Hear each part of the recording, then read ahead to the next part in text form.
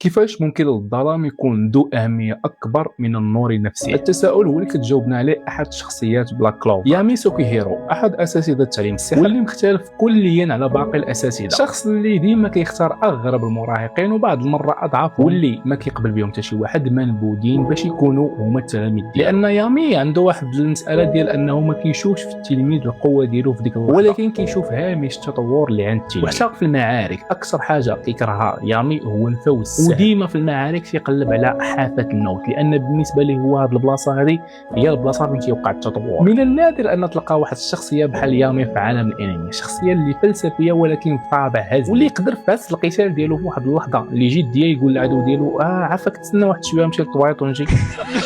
وفي النهاية إلا كنا نقدروا نخرجوا بشي حاجة من الفلسفة اللي كيتبنى يامي، هو أن الإنسان هو واحد المخلوق اللي ما عندوش حدود، وإلا جا شي نهار وصلتي للحدود ديالك فأنت بكل بساطة تجاوزوا.